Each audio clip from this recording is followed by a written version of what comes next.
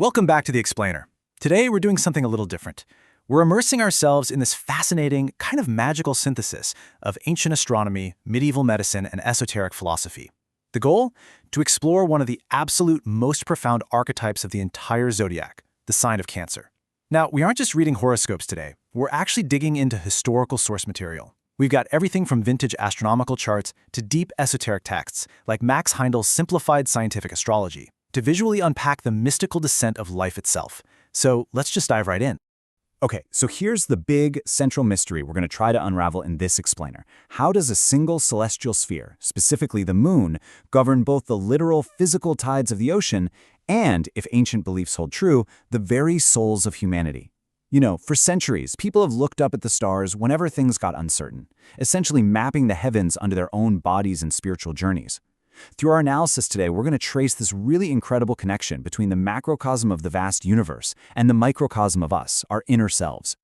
Section 1. The Cardinal Water. Right, so Cancer is officially defined as cardinal water. It's considered this moist, feminine sign that is ruled by the moon. In the esoteric tradition we're looking at today, the sun is basically the center of life and heat, right? But the moon acts as the collector and reflector of those vitalizing solar rays.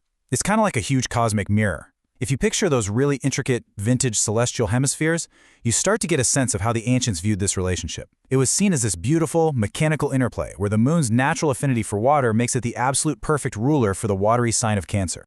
But here's the thing, this connection to water isn't just symbolic, it's a highly measurable physical reality. Actually, modern platforms do this constantly. Take the Astrology Winders app, for example. They actively track lunar phases alongside current tidal forces, like that 72.0% metric you see right there, for their daily readings. That number represents the literal, physical reality of the moon's gravitational pull on our oceans. So the exact same lunar gravity that physically moves billions of gallons of water on Earth serves as the foundation for astrological gravity. It links the actual motion of the ocean directly to the energetic tides we talk about in astrology. So the really crucial takeaway here is that when the moon is stationed in fruitful, watery signs, like Cancer, it is said to pour out the water of life with a completely free hand. The source texts refer to this as the fecunding principle, which is basically just a fancy way of describing the energy that literally brings all things to birth. Seeds that are planted under these specific lunar conditions were historically believed to yield much more bounteous crops. It's a massive cosmic nurturing force.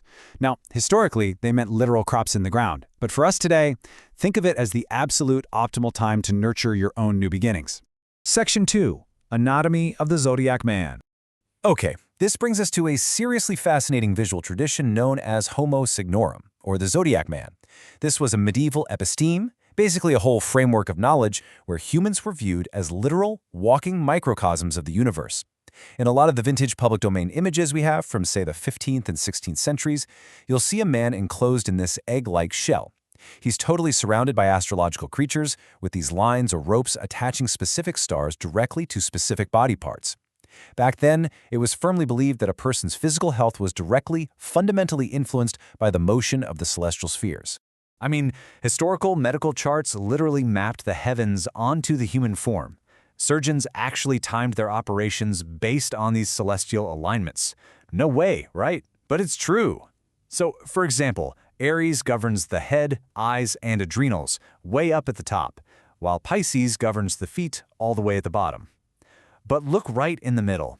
Right there is Cancer's domain, the chest wall, the breasts, and bodily fluids. Yeah, when we focus in on the Zodiac Man, Cancer's governance is entirely centered on the chest and breasts. And honestly, this hits the nail on the head and perfectly aligns with everything we've talked about so far regarding the sign. Cancer's anatomical governance is laser-focused on the physical domains of nurturing, feeding, and sustaining life. It perfectly reflects that exact same lunar maternal energy we just discussed, the energy that brings the ocean tides and pours out the water of life. Section 3. The Sphere of Souls. So today, we universally recognize the crab as the symbol for Cancer. We've all seen it. But actually, scratch that. If we look way back to the ancient Egyptian zodiac, Cancer was originally pictured as a beetle, or a scarab. Now, you might be wondering, why does that matter? Well, in ancient Egyptian mysticism, the scarab was the ultimate emblem of the soul. This historical shift, going from the scarab to the crab, acts as a bridge between ancient mysticism and our modern astrological archetypes. It really hints that Cancer's true domain isn't just about physical nurturing. It's actually about the genesis of the soul itself. Check out this really powerful idea from Max Heindel's Simplified Scientific Astrology. He writes, all souls enter terrestrial life through the sphere of the moon, Cancer. Just take a second and let the gravity of that idea sink in. This whole philosophy suggests that the sign of Cancer isn't just another constellation in the sky. It's viewed as the literal cosmic gateway between the spiritual realm and the physical Earth. Building directly on that quote, the esoteric texts elaborate on the belief that human conception itself actually depends upon the exact placement and angle of the moon's ray. In this framework, Cancer is portrayed as the literal womb of our solar system. The idea is that solar forces reflect through Cancer and the moon, and that reflection is what results in physical generation. It's this profound cosmic gateway that pulls the spiritual realm down into the material world, fostering the tiny germ of life until it is completely ready for birth. So we've seen how Cancer and the moon govern the crashing tides of the ocean, the fluids of our very own bodies, and, if the ancients are to be believed, the literal descent of our souls into physical form. So I'll leave you with this. The next time you look up at the night sky and see the moon, ask yourself, what invisible tides are moving within you? Thank you so much for joining me on this journey through the source material. I really hope this explainer has illuminated some of the profound depths behind the sign of Cancer. Keep questioning, keep learning, and I'll catch you in the next one.